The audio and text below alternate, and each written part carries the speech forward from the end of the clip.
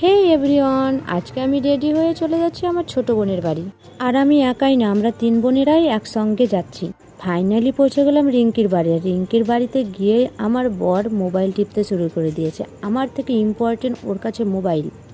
যাই হোক, রিঙ্কি তারপর কোল্ড ড্রিঙ্ক নিয়ে চলে এলো, তারপরে ফলমূল খেতে দিল। আর আমাইরার আব্বু সিঙ্গারা নিয়ে কাড়াকাড়ি করতে শুরু করে দিয়েছে।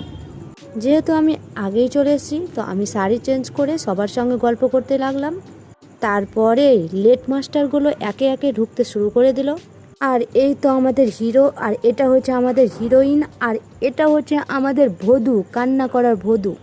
আর যেহেতু আমি আগে এসেছি, তার জন্য আমি বাড়ির মেম্বারের মতো হয়ে গেছি। তার জন্য রিঙ্কিকে আমি হেল্প করছি, আর সবাইকে খাওয়া দাওয়াও করিয়ে দিলাম।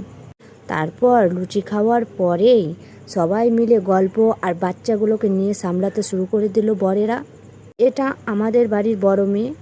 দেখতে দেখতে লাঞ্চের টাইম হয়ে গেছে। আর এটা হচ্ছে আমাদের বিরিয়ানির রানী, সবাইকে বিরিয়ানি তুলে দিচ্ছে দাদারাকে। আর তার সঙ্গে সঙ্গে আমিও খেতে বসে গেছি। আর আমাইরা তো ধুমধারাক্কা থালার ওপরেই পড়ে গেছে। তারপরে আমি খাওয়া দাওয়া শেষ করলাম। খাওয়া দাওয়া শেষ করে সবাই মিলে আড্ডা দিলাম।